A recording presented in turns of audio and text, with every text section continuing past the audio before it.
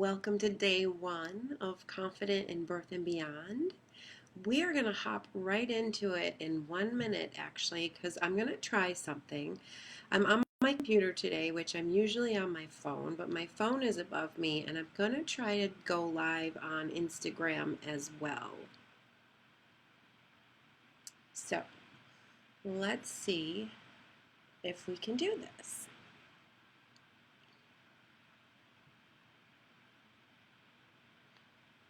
I've never done this before. Hi, Alyssa. Okay.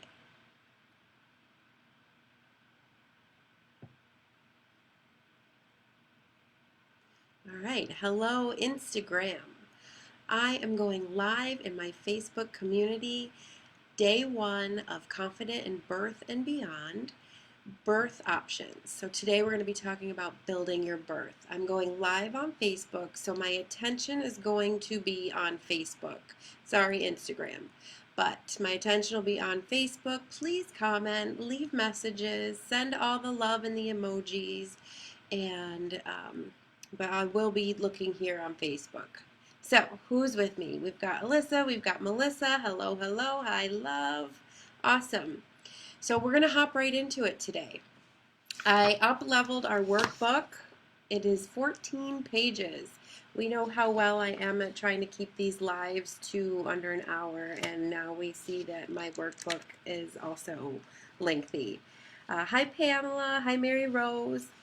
And so today we're hopping right into day one, building your birth experience, options for birth. And so if you have had a previous birth experience, let me know in the comments if you had a birth plan, how you wrote it, how that worked for you, how it made you feel.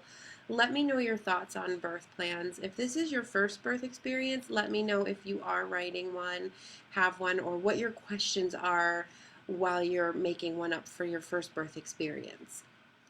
And so, let me make sure I've got, okay, so day one, options for birth. So I'm just going to read the heading of this. Hi, Anna. This sheet is designed to help you become aware of your options during pregnancy and childbirth, help you design your birth plan, and aid you in receiving the educational resources you prefer. Use this as a conversation starter between you and your caregiver. That's in bold, okay? So I'll always so this is what, like 6 pages of a checklist. And so you don't want to be going into your doctor's office or the birthing space that day with a 6-page checklist. People are going to look at it and be like, yeah, right. So the power of the birth plan is not in the birth plan, right? It's in the process of becoming educated about your options.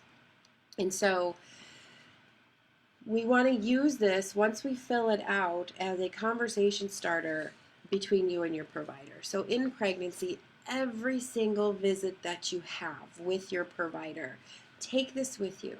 Have the same conversation. I don't care if it's repeated 10 times.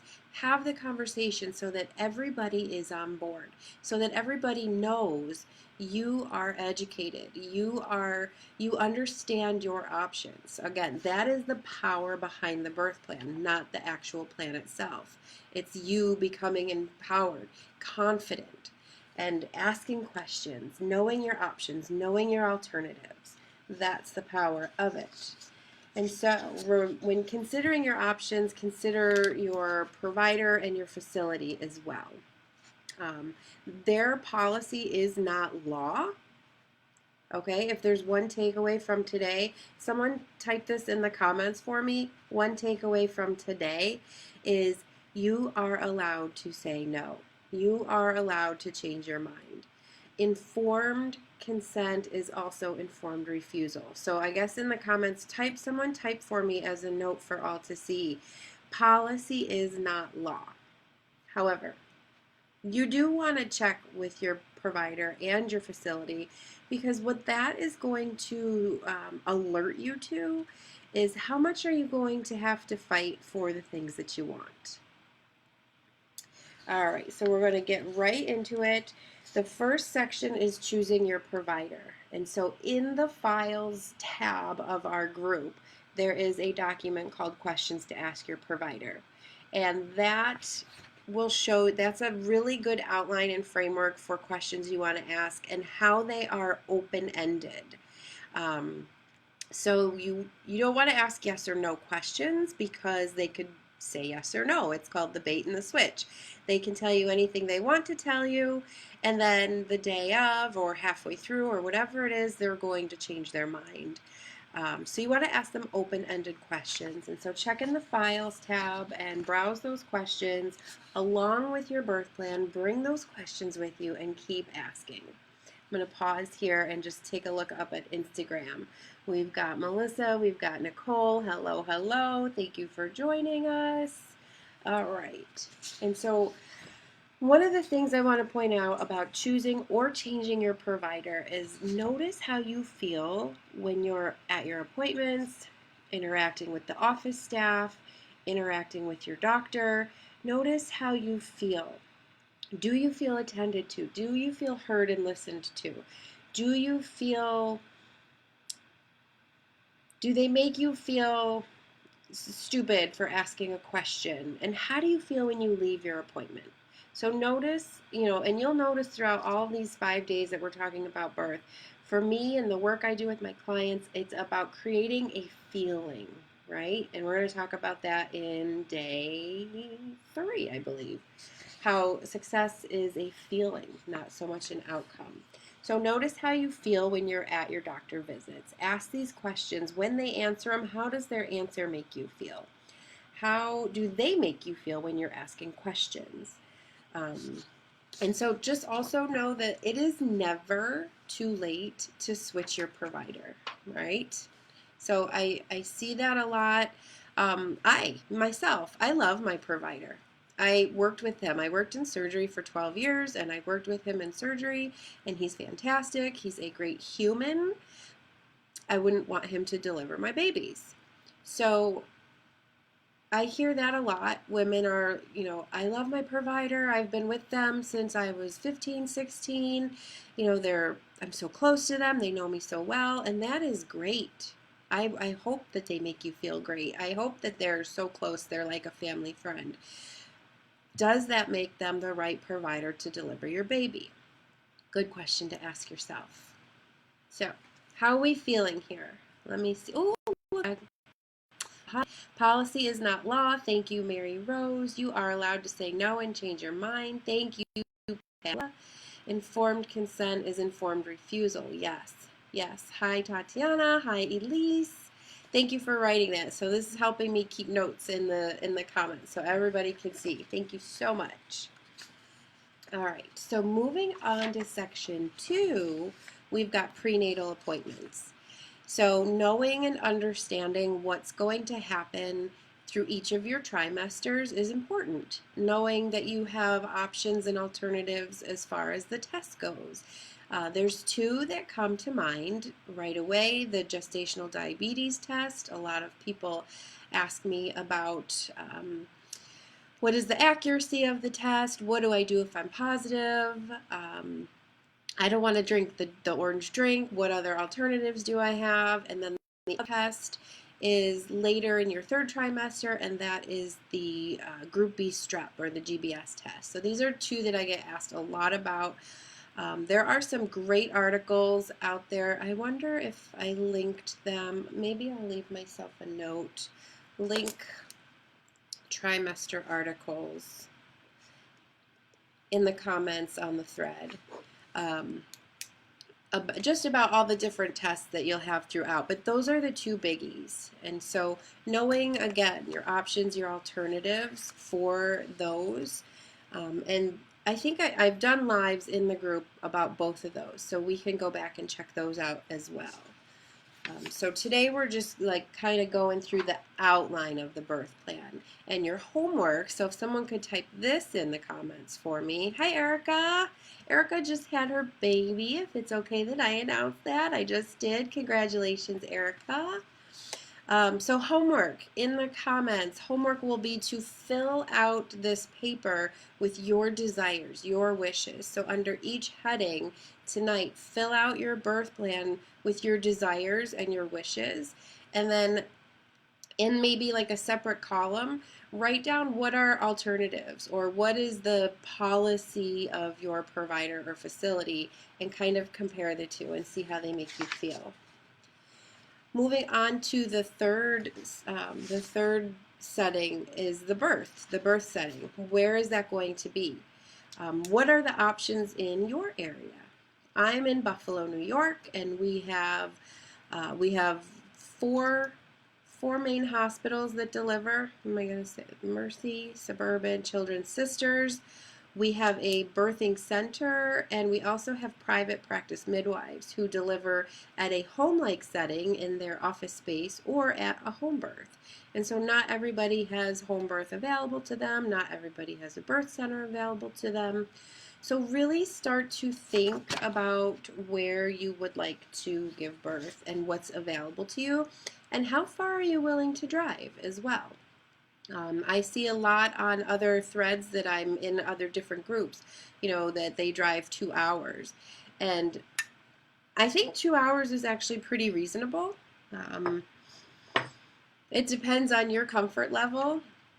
But it also, you have to think, like, what does your birth experience mean to you? And we're gonna build on this all week. Going down to the next section, support people present. And so you have the obvious ones, your partner, maybe your doula, the doctor, midwife, or the assistants. The one thing I do want to point out, two things, the midwives or med students and residents. Again, you can say no to med students and residents if that is not your thing. Also, I know as a doula too, sometimes I have a student doula who is there for observation, so that's something to consider. The main point I want to talk about in this section is, and let me know if you feel me on this, is, do you have guilt surrounding who you're inviting to your birth? And or we can consider postpartum as well, because that's a biggie. So I see a lot of times this is one of the first conversations I have with my clients. Who's invited to your birth and why? How will they be serving you physically and or energetically? And so sometimes the answer I get is, I'm either having my mom or my mother-in-law because they would just feel so horrible if they weren't there. And so then I'm just continuing the line of questions, how's their energy going to serve you? And then they think about it, and oh yeah, my mom is kind of nervous and she does kind of like to, give her opinion, and yeah, I don't know if I want that energy. And so who is it for? Why are you inviting this person? Is it for them so you don't hurt their feelings? Is it for you because they're absolutely going to help serve the space that you're in? And the same goes for postpartum. Protecting your space, right? It's a sacred time, both birth and postpartum. A very sacred, special time, private time. And so just really thinking strong and hard and having a conversation with your partner about who you would like in your birth space. Moving on to the next section is education. We are going to go over this in depth tomorrow. Day 2 is our childbirth education day. And so things to consider, let me know in the comments, what have you taken if you've taken some? How did you like it? And if you didn't take something, what are you planning to take? I'll give you a minute to write that in the comments. I have to go turn something off right now.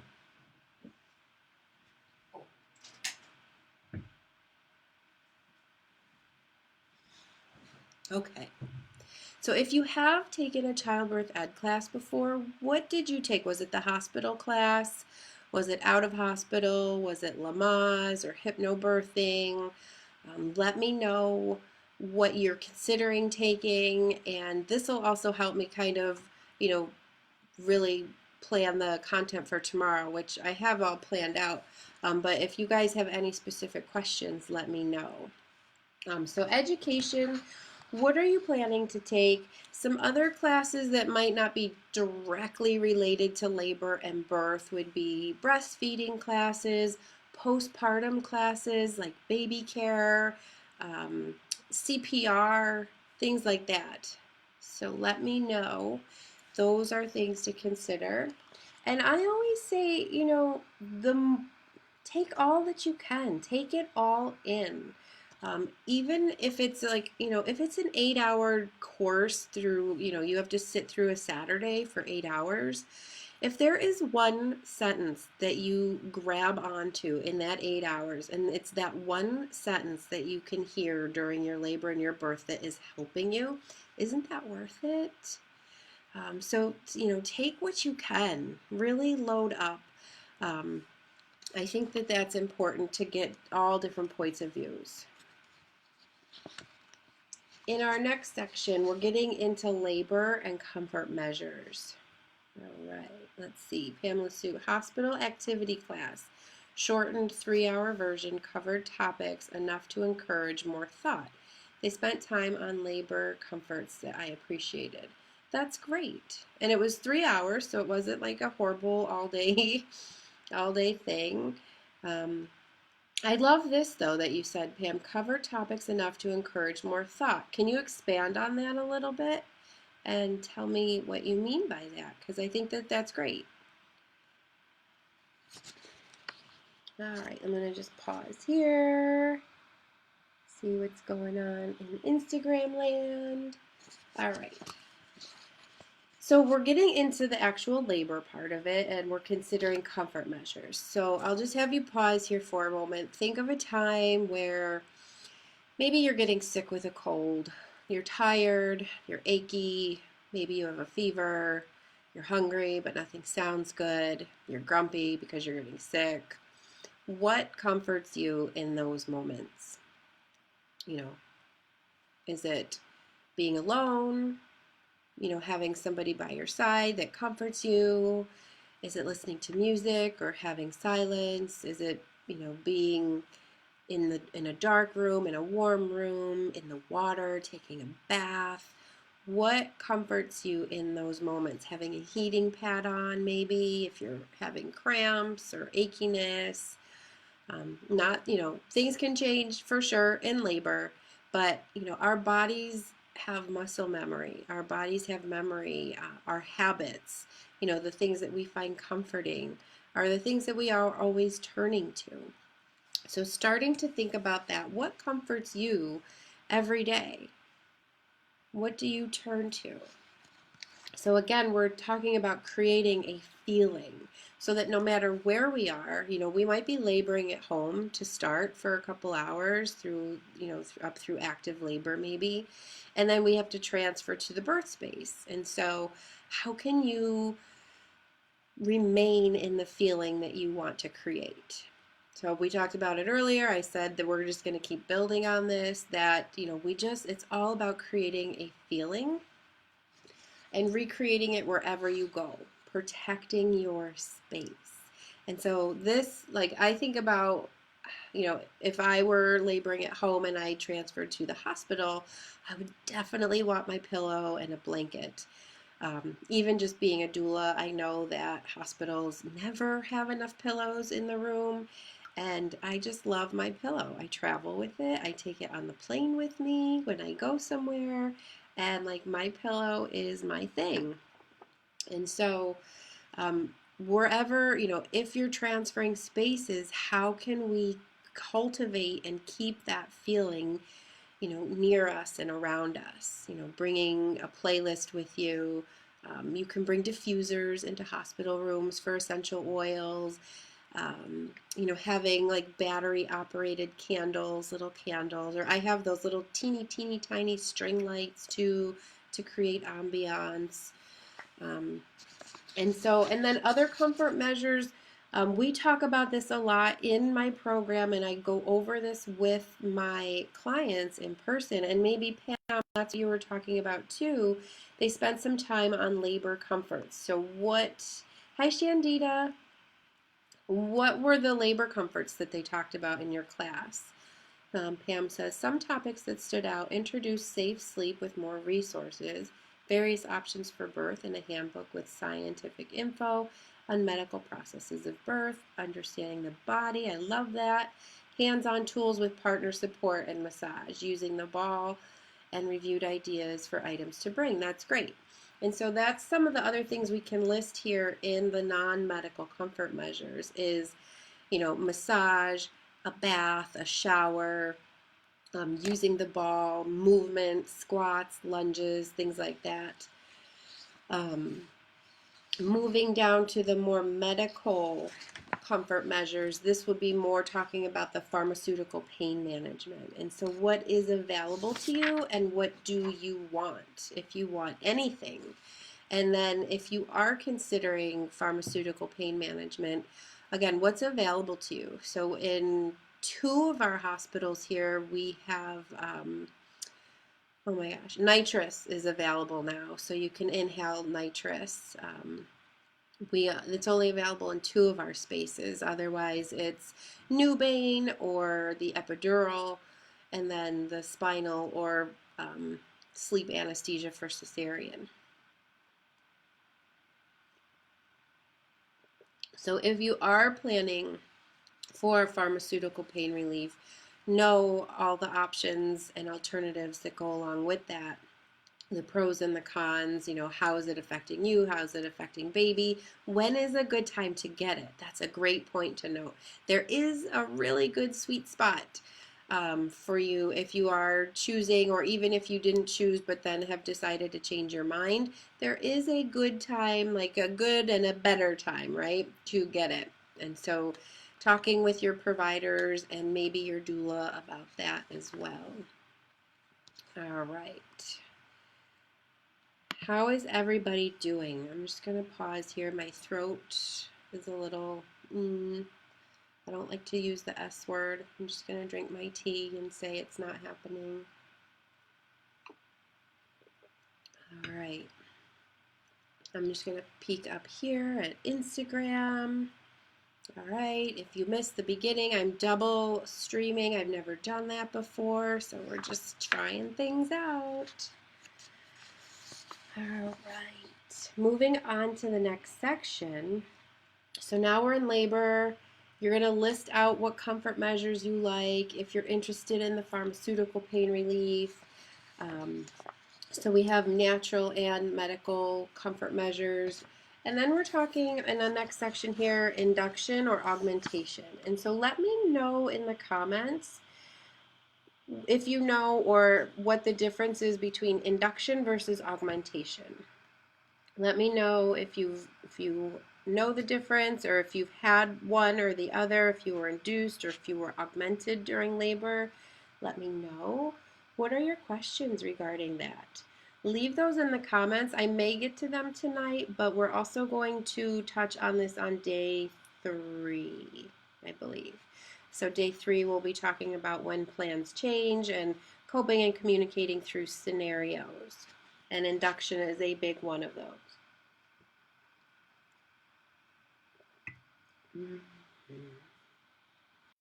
All right, Alyssa. Good. Funny how I can think of many non-medical comfort measures and no medical comfort measures besides epidural, even though I want to avoid it next time, but we'll see. I don't know the difference. All right, great. So the difference between induction and augmentation is with induction, labor has not started yet. So this may be used if your water broke early and labor hasn't started, contractions haven't started, or for whatever other reason, which we'll talk about a few of them in the next section, reasons for induction, labor just hasn't started and they want to start it for you. Augmentation is that labor has started, you are in a labor pattern, you are feeling contractions, and they want to speed it up. And so that is augmentation. And so again, we're going to go more into these scenarios on day 3. Alyssa, I want to know in what case an induction is useful and needed. All right, so in our next section, reasons. On my paper here, my paper's filled out. Your paper is not. Yours is an outline. And so some of the reasons, I have about 8 or 9 reasons here, and I would say about 3 of them are emergent. There's probably more. Again, this is just an outline and we're just covering some things. Um, a medical emergency would be so preeclampsia or high blood pressure would be a reason to induce because the higher the blood pressure goes, the more risk you are for a stroke. So high blood pressure, preeclampsia, an infection. And so you might have an infection, you might spike a fever, cord prolapse would be, the cord is presenting or being birthed before the baby, so the cord is prolapsing out before anything else. Those would be three. I'm trying to think. Uterine rupture, that's if they even catch it, right? So we're going to talk more on languaging. This is such a huge theme in my brain, languaging and how they need to change language. When I think of the word rupture, I think of something exploding, and that is not always the case. Alyssa says, yes, I would love to learn more about the use of Pitocin. So in a rupture, so like we have muscle fibers that just like line up like this. And so when the uterus ruptures, the muscle fibers are tearing apart. So it's not an all-out explosion of your uterus. It is muscle fibers tearing. Just like you might hear somebody who had a shoulder tear, or they tore they tore their rotator cuff, or they tore their ACL in their knee. It's your muscle fibers pulling apart. And so they may not even catch this by the time the baby's born, but some signs of that would be, so if your uterus is contracting and you're feeling contractions, and then all of a sudden your muscle fibers tear, now you're not feeling anything because the fibers aren't connected, and you're not feeling that contraction because they're not together. And so I've seen cases where it wasn't caught, baby was delivered, or it can be a reason for induction. So that was maybe rupture, cord prolapse, high blood pressure, and what was the other one I said? Oh. So there's like, those are like the emergencies. As far as like the most common, hi Kimberly, as far as the most common reasons for being induced, which would be failure to progress, or CPD, which is big baby, small pelvis, there is not, evidence doesn't support that fully. Those are more positional things, your position, your movement, baby's position, baby's movement, how you two are working together to move the baby down and through. So those reasons that are the most common ones are not supported by evidence. And so when we're talking about induction augmentation, ask for the evidence. If they give you a reason and it sounds legit, ask them. Don't just leave it at that. Ask them, is that a true concern? Is that backed by evidence? And what are the numbers? And so I know, a lot of VBAC clients, the numbers are important because they might tell you your risk doubles, which sounds scary, but what number actually doubles is what, like 0.2% doubles.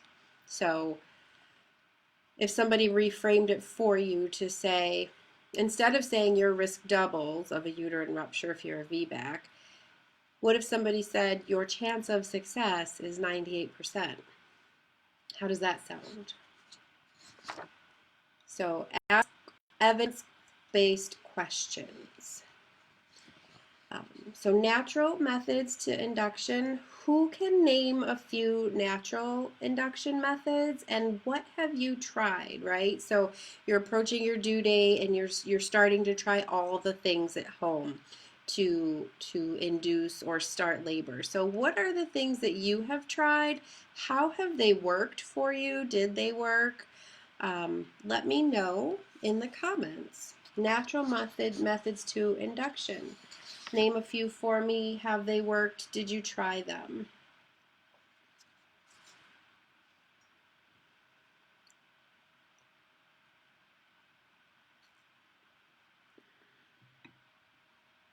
also, while I'm doing this, I want to be taking names for our drawings. Awesome. So a few natural methods that we discuss are we have the red raspberry leaf tea, which helps to tone your uterus so that when contractions do start, they are strong and they are effective and efficient. We have eating dates, which helps to ripen the cervix and soften it up. Sex, walking, spicy foods, acupuncture, massage, chiropractor, all those good things, natural ways to induce. Then we have the more medical ways to induce. Let me see, scroll down. I've heard castor oil helps. So yes, so Shandita says castor oil. You're gonna, when you look, well, when I Google it or read about it, it's 50-50. You know, people say absolutely don't do that without medical supervision. Others have said, yes, I did it and it worked.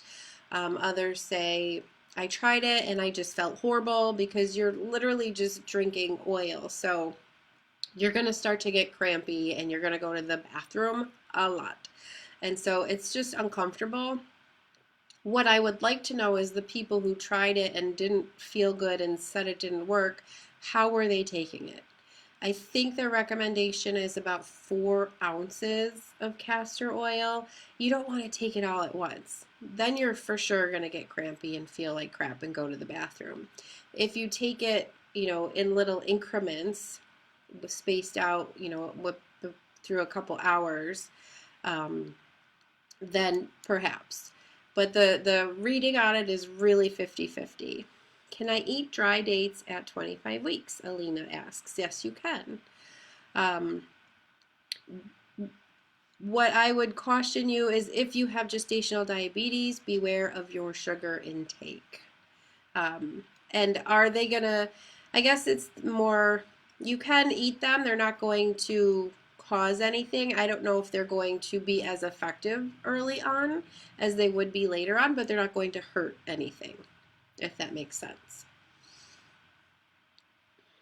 When to start red raspberry leaf tea and how often to drink. So again, the reading on this is split. Most of it will say in your 3rd trimester, drink, you know, a couple cups a day.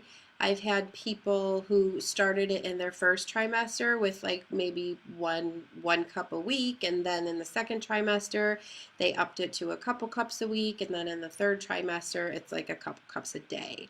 And so you can start it early. Again, it's not going to hurt anything. So when I say it tones your uterus, in my brain I'm thinking it's like going to the gym for your uterus, right? So it's really just toning it, making it nice and strong. And so when labor does start, the contractions are effective and efficient. And so some people start it early with less amount, and each trimester they increase it as it goes. Great questions. All right. The more medical ways of induction, I'm not going to get into all of them, but I am going to get into what they do. And so we have the cervical ripeners, which soften the cervix, which would be equivalent to eating the dates. So we have the pharmaceutical version of a cervical ripener to soften the cervix. We have the things that dilate your cervix, and then we have things that increase your contractions. So there's 3 different ways that we can medically start to induce. And so what I always tell my clients to ask about is, if induction becomes a conversation for you, ask about your Bishop score. And so leave me a yes or no in the comments. Have you heard of Bishop score? Do you know what a Bishop score is? So I'm always curious. I posted this in another group that I'm in, and a lot of people commented, and very few of them knew what it was. So can someone also leave that in the comments for me? Is, if induction, know your Bishop score. Bishop score is important. It's title, and I think that it should be.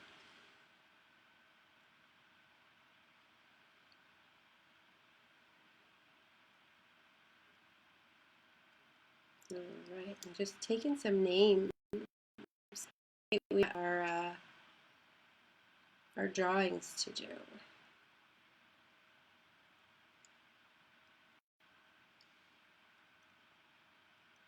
All right, so who knows the bishop score? The bishop score is a combination of 5 things. They each get their own score, and if your score is above 8, it is likely that the body will respond well to induction methods.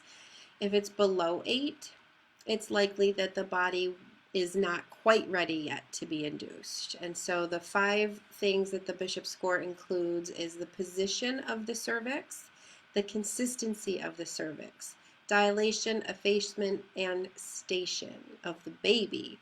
And so that is important to know when you're approaching an induction conversation. Our next section is the birth. So we've talked about comfort measures and labors, we've talked about inductions, and again, we're going to get into a lot more detail in that on day 3. So stay with me.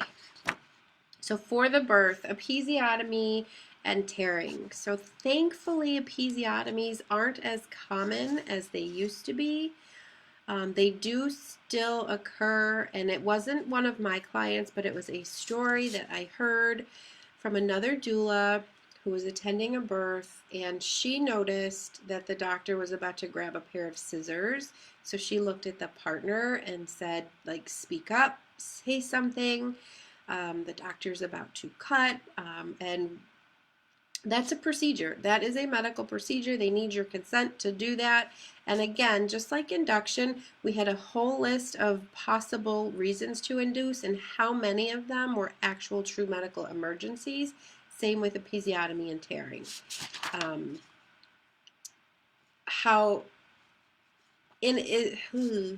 Is there a medical emergency that would require this? If the baby's right there and they're stuck and they're saying their heart is decelling and they need to get the baby out and they need to make room and they need to make a cut. Again, it's a positional thing. Try a new position. Go on your side. Flip onto all fours. Bring your knees in together. So when your knees come together, so if my elbows were my hips, right, and my hands are my knees, when your knees go together, your hips widen. When your knees go out, fall out to the side, your hips, the space in your pelvis decreases. So maybe it's just bringing your knees together. So an episiotomy is not backed by evidence. Positions for birth, a great open-ended question to ask your provider. Hi, Jessica. What positions have you assisted in, and how did you assist? So again, you could ask them yes or no questions. Can I birth on all fours? Can I birth in a squatting position? They can say yes, and then the day of, they can change their mind. And so asking them straight out an open-ended question, what position have you assisted in? How did that work out? How did you assist? So they understand, oh, hi Hunter. Hunter's with us too.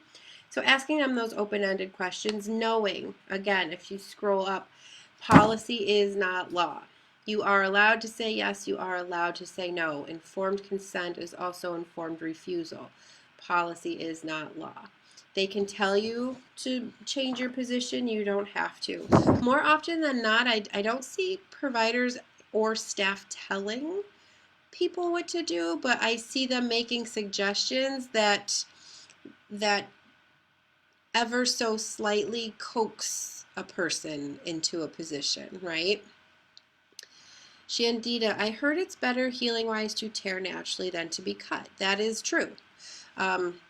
So that's a great example. So I'll give you my visual for that. So if you take a nylon stocking and you snip it with a pair of scissors, and then you stretch that nylon stocking that has a hole in it, what happens to that nylon stocking?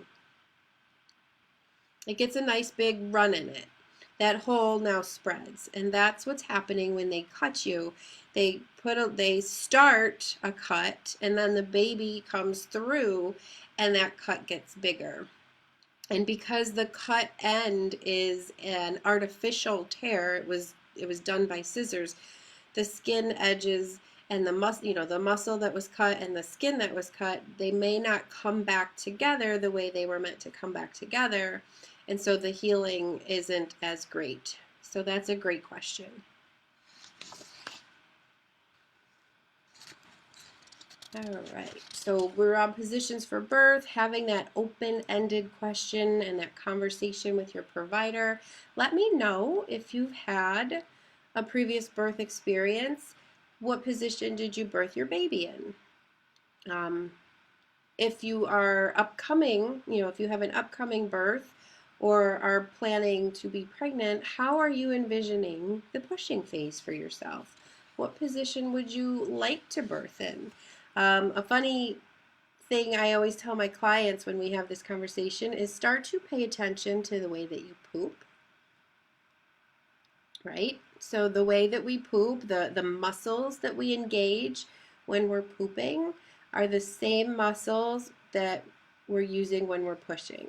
But also notice what you're doing. Are you bringing your knees up? Like, do you have a squatty potty? Do you bring your knees up? Do you lean forward? Do you lean back on the toilet seat? Notice your body when you're pooping, because that's the muscles you use when you're pushing. Alina, what are the best positions for birth? This is such a great question because it's within you. It's totally intuitive. And I believe, like my own belief, my own personal opinion, is that whatever position you're choosing or needing to be in is exactly what your baby needs you to be doing. And so say that the baby is sunny side up, right? Like the back of their head is pressing against your spine and you're having back labor, then you might want to be on in a side lying position. Maybe that feels good for you. If you have a baby on the bigger side, maybe you want to be on all fours.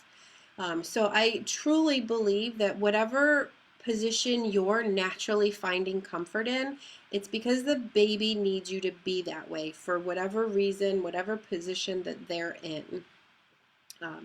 I have read articles that squatting, it can increase your chances of tearing because of the body's position. You're squatting, so the pelvic floor is being engaged while the baby's pushing. You have more gravity working with it. It can increase tearing, but also, like, what else goes along with that? Were you just in the water for a while? Because water is going to help soften the tissue and decrease tearing. So if you've been in the water for a while, that works to your advantage. I think that's why I kind of like all fours. It's not exactly a squat. You're supported by, whatever's underneath you, a bed or a ball or whatever. I would always imagine myself on all fours. But I do believe, whatever you're naturally instinctively going to is what the baby needs for you to do. I'm just going to check in here. Hello, Aunt Bridget. Kristen, hey, how are you? Kristen just had her baby who's beautiful and perfect. All right, Alyssa, we tried on my back, didn't enjoy it. On my side, trying to use a bar to sort of squat, but I had the epidural, so it was hard. I love the squat bar, so if you're in a hospital setting, they have this bar that goes over the bed, and you can use it so many different ways. You can, like Alyssa was saying, you can kind of hold on to it and squat. I had a client of mine who was side lying, and she put her foot up against the bar, and that gave her something to sort of press back on. And the hospital bed you can do. So Alyssa, when you were trying to use the squat bar, I'm imagining, so the back of the hospital bed comes up and the foot of the hospital bed goes down. So it's almost like you're creating a chair out of your hospital bed. and then you can have the squat bar in front of you and like squat. And so the hospital bed does wondrous things that we might not know about as well. So great point. Alyssa, I agree about all fours. Alina, does shower help as much as bath? It's just personal preference, I think. I think, with the bath, you're totally submerged, and if you're on all fours and your belly's under the water, water creates that sort of anti-gravity. It makes you feel like lighter and weightless, and so it takes a lot of the pressure off when you're submerged in the water. I've had clients who absolutely just love the shower. If you can sit in the shower instead of stand, just grab a ball, or maybe the hospital has a bench seat, and just that waterfall cascading down the back of their neck. They love that. Love, love, love that. And so it just maybe depends on what stage you are at, and what your personal preference is. Alyssa said yes, like a chair. So that is one of my favorite positions that the hospital bed does. So if you're in a medical facility, get that hospital bed up like a chair, drop the foot of it down. It's called the throne position. One of the best. All right. So birth, episiotomy, positions, props, and aids. So the hospital or the birth center, or if you're with a midwife, they're going to have lots of props and aids for you. They're going to have the birth ball, the peanut ball, the squat bar, the bed that does all the different positions. What I would like to know is if you have heard of a rebozo. Have you heard of a rebozo? And did you use a rebozo? And so maybe you have and you don't know that that's the technical term for it. So a rebozo comes from the Mexican culture, and rebozo just means woven cloth. So it's a long scarf, basically.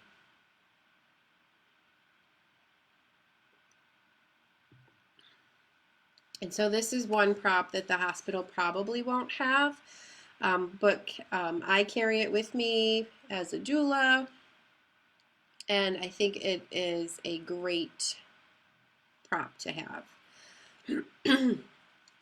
And so let's see. In my class, they taught us about the rebozo. Yeah, so there's so many fun things. I suggest YouTube videos for rebozo. Other laboring considerations, and so again, you have just the outline, mine's filled out. You have just the outline, and so I want you tonight to fill this in, and there's no right or wrong answers, because this is you taking the time to visualize. Get into all the feels and the emotions and start to create, visualize, feel, see, hear exactly how you want your experience to go. Other labor considerations, I'll just touch on a few of them. We already talked about water, so would you like water, a tub, a shower?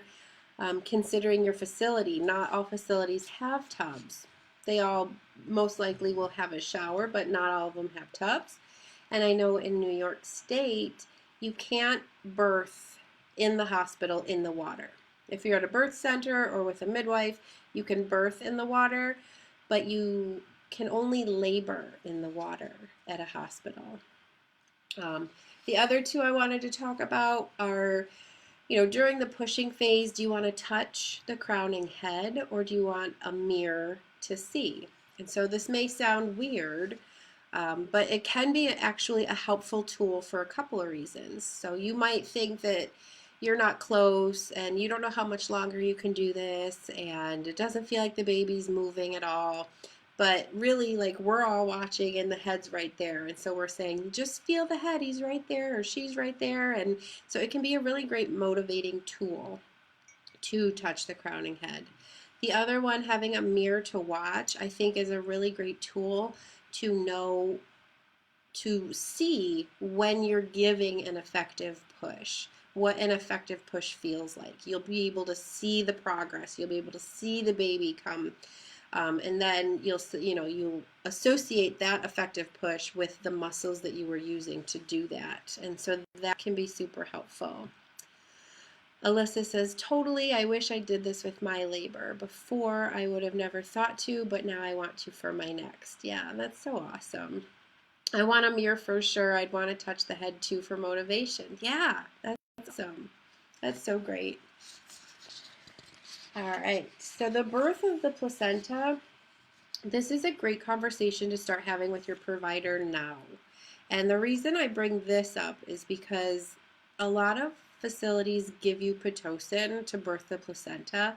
And so if you didn't previously have Pitocin, you're going to get it. And it's something that they should be telling you about, getting your consent for. They are administering it, it is a medication. And so a lot of times I'm seeing and I'm hearing people telling their birth stories and saying, I didn't even know I received Pitocin, I didn't want Pitocin. Um, why did they give this to me? And it is pretty standard, at least here in New York, that they give you Pitocin to birth the placenta. And so ask your provider what their protocol is and what's the evidence and why. What's wrong with waiting? What is wrong with waiting 10, 15, maybe 20 minutes? Who knows? But, giving it that chance to detach naturally on its own, giving the baby time to stay connected to the umbilical cord if you want delayed cord clamping. And so I bring that up just because it is a big deal that they're giving you medicine without telling you. The other thing I want to bring up is, with the birth of the placenta, is the belly massage, right? So who here has had a previous birth experience? Do you remember the belly massage afterwards? Most people tell me that it's worse than the birth. The nurse, the staff, they're coming in, they're vigorously rubbing your belly, and it is not pleasant. So I just like to warn everybody about that ahead of time, because I feel horrible when they don't know about it and they're taken by surprise and totally uncomfortable. Shandita, I want to delay cord clamping for sure. I think that that's so important. Alina, what are your thoughts on vitamin K? I'm going to write that down. We're going to go over that day 3. Actually, we can go over that now because our next section is newborn procedures. So a lot of hospitals, again, here I'm in New York State, so a lot of hospitals in New York State are encouraging now this golden hour. What I like to tell my clients is that it's more of a golden interrupted hour. So the baby's born, you get the baby for about 10-15 minutes. They take the baby to do their procedures, weights, measurements, APGAR scores, vitamin K, all that. And then you get the baby back. So it's like this golden interrupted hour.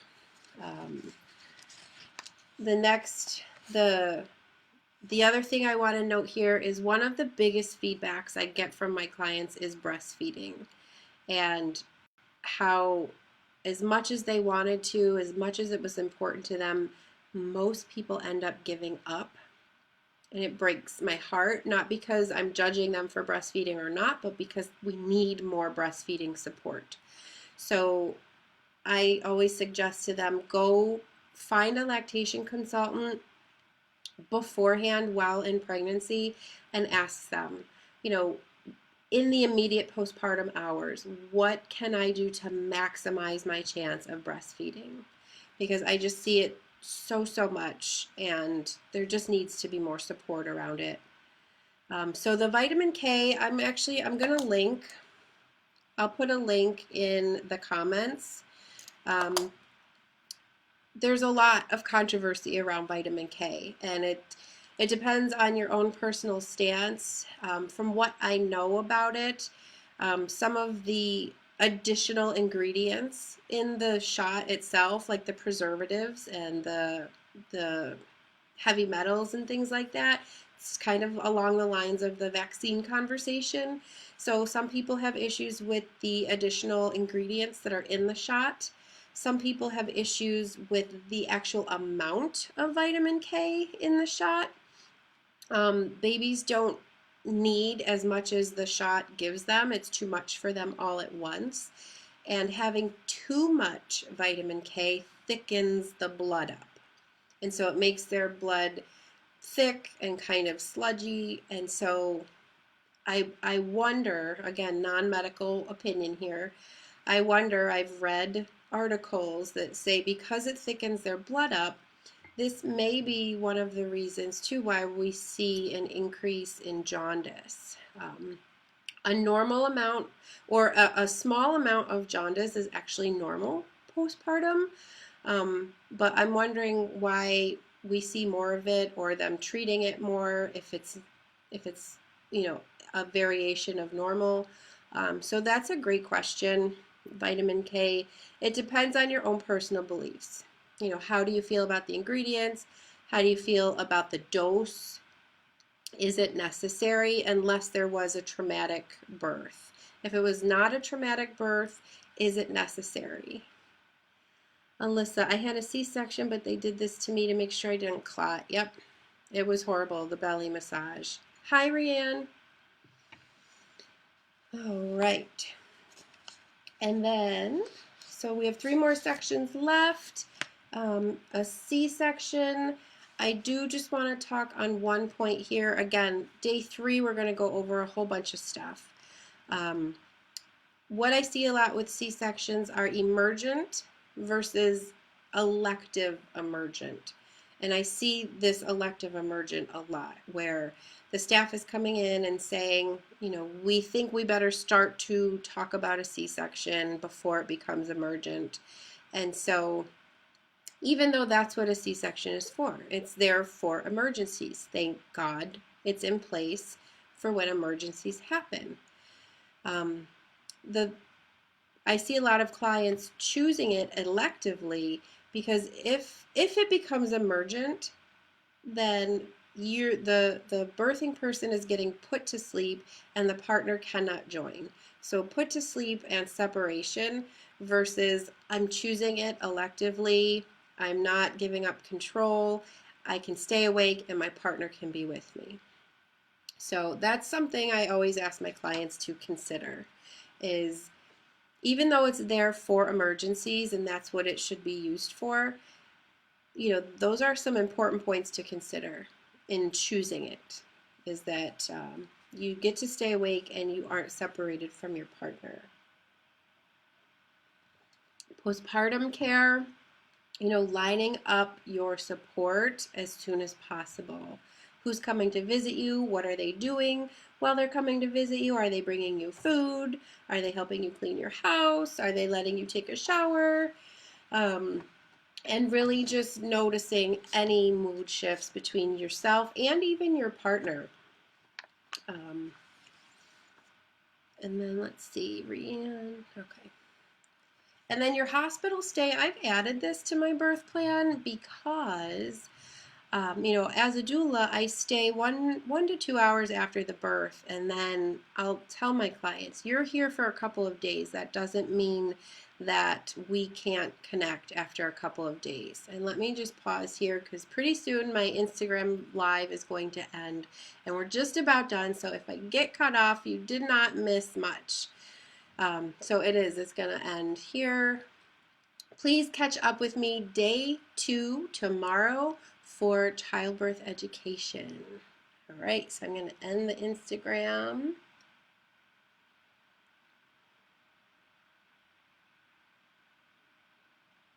All right. So line up your postpartum resources, get a meal train going. Take any like baby care, postpartum mommy support groups, get that all lined up ahead of time. And really set and create those boundaries, right? We talked about that. Let's see. No. Hang on, I'm pausing.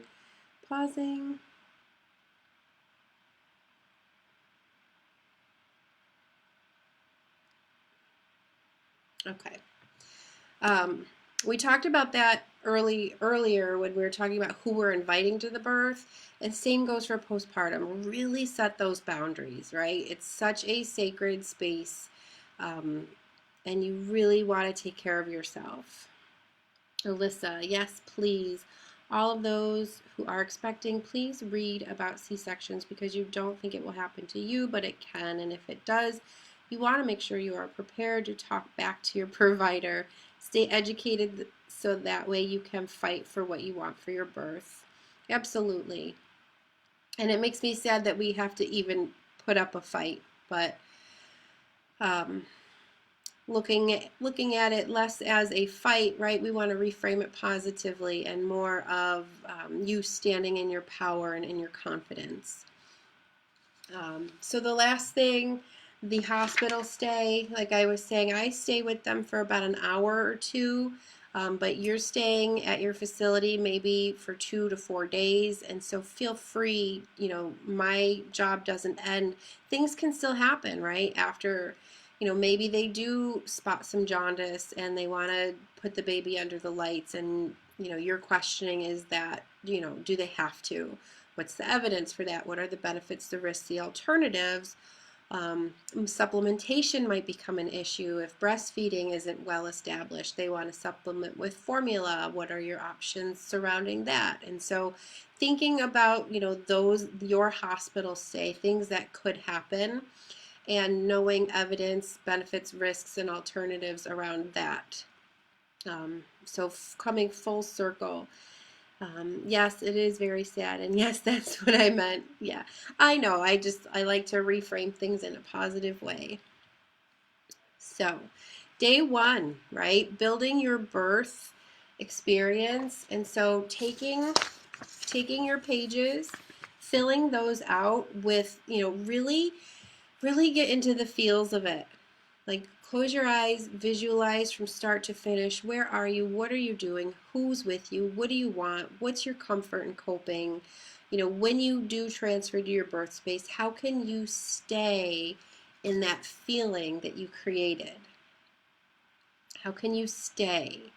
What can you continue to do for yourself? Educate yourself, know your benefits, risks, alternatives, options. Like I said, day 3, we're going to talk about scenarios and how to communicate and cope when plans change. Tomorrow, we are talking childbirth education. I will be introducing my signature program as well, Birth Your Way, and we'll be talking about that throughout the 5 days as well. What else do I have? Oh, also, so today, we talk about the what. So I break things down into the what, the why, and the how. So today is the what. So can somebody put that in the comments for me? Birth planning is the what. What is it that you want? And so the why, we don't talk about the why too much throughout the 5-day live. This is something I dig deep into with my program and my clients and my programs, the why. And so, but you can, if you fill out your paper tonight, and then on the back of it, ask yourself, why do I want the things that I want? And so these are called birth principles. Your principles, like just in life, are your values, your beliefs. What are your values and your beliefs that make you who you are, that help you make the choices that you make?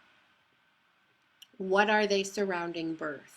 What are your birth values and principles? What do you deep down believe about birth? And so when you're making your birth principles, ask yourself, why do I want what I want? And then answer that question and see if you can keep asking that question until you get down to like this root cause of, this is why I really want it. This is why it's so important to me. And so that's the birth plan is the what. And like I said, the power isn't in having a checklist. The power is in knowing your options and becoming educated. The why is your birth principles. Why do you want the things that you want? What is informing my decisions? And then we're all tomorrow and throughout the rest of the 5 days, we're going to talk about the how. Alyssa, birth planning is the what? What is it that you want? Yep, that's what we did today. That's what we covered. Thanks for sticking it in there. That is what I have for today. Tomorrow, childbirth education, same time, same place, 8:30 p.m. Eastern Standard Time. I will see you all tomorrow. I'm going to go back through. I'm going to get all of your comments tallied up. We're going to spin the wheel tomorrow for some drawings, and I will see you then. Have a great night, everybody. Thanks.